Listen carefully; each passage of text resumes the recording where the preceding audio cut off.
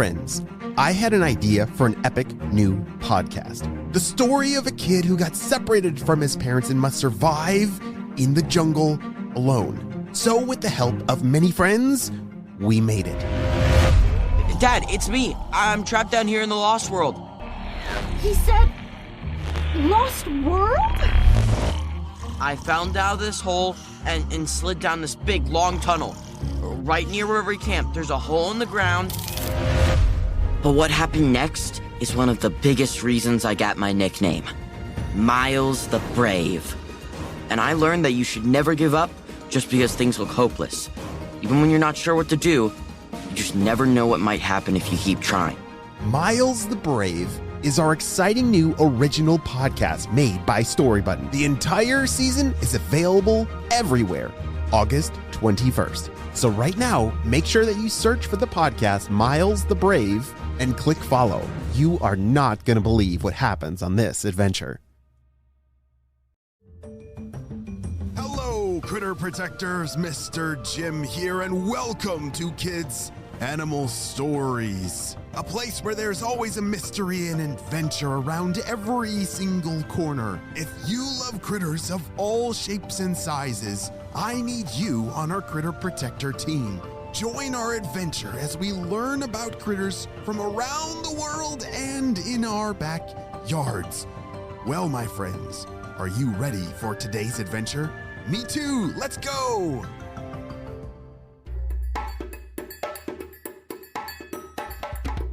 In a beautiful green forest of South Africa lived a little musician wren named Winnie. Winnie was a tiny, plump bird with shiny brown feathers and a tiny yellow beak. Her beautiful voice could be heard for miles. Winnie sang and sang as the sun rose early in the morning. I just love the sunrise, and I love to sing. Winnie loved nothing more than singing her heart out and entertaining all the animals of the forest. She would perch on a tree branch and sing her sweet melodies, filling the air with joy and happiness. As the sun settled high in the sky, and Winnie could hear lots of forest animals rushing around below, she decided it was time to get some yummy breakfast. Winnie loved lots of different insects, but she especially loved ants. 1, 2, 3, 4. Wow, there's a whole army today. Winnie said. She followed army ants and snacked along until she was really full. Just as Winnie stopped to rest and sing, she was startled. Hey, Winnie! Down from the trees, Van, the vervet monkey, swung down right in front of her. His bright gray fur brushed across her wing as he nearly landed right on top of her. Ah, Van! Oh, you scared me, Winnie said. Sorry, Winnie, I just saw you below and I had to tell you. His big black eyes almost popped out of his head and his face was quite concerned. Tell me what, Van? Winnie asked. There's a talk of a big wind headed our way. I really don't know what that means, but maybe it's rain. Maybe it's a little windy day, but it could be worse. I thought you should know. All the animals, they should be warned, and your song as a way of bringing us all together. Wow, I wish we knew more, but I guess I'll do my best. I'd hate for everyone not to get a warning about something that could be dangerous, said Winnie. Musician wrens in the wild are known to draw other birds around them. Their beautiful calls can often silence the other species chirping, as everybody wants to listen to them. Winnie sat and thought some more.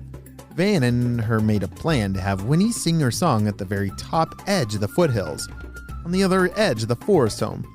If she got far enough above the trees, maybe, just maybe, her song would be heard by everyone that needed the warning about the storm.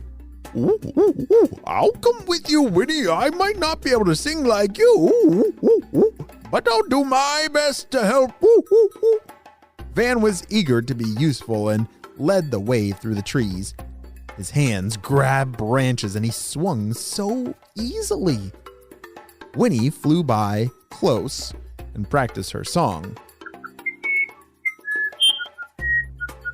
and tried to think of something that might be more catchy and alarming to all the animals. She needed to sing so that they heard her and knew it was more than just her typical singing melody. Have you ever tried to warn someone about something? Sometimes it's hard to know how to exactly say something that's really important. Winnie really wanted the whole forest to know this was really important.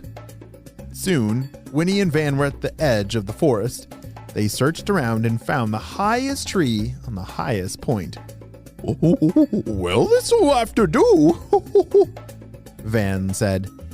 Thanks, Van. I'm glad you're here. I'm not sure I would have found this spot without you, said Winnie, as she hopped around the top of the branches of the highest tree on the highest point of the forest.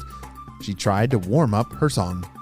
She sang high notes, low notes, and everything in between. Well, here it goes. As Winnie's song came to an end, she started to see more and more animals coming closer to her tree. Within minutes, it was like an entire audience listening, watching, and waiting. All eyes were on her as she sang her last note, and the crowd fell completely silent. What will happen next?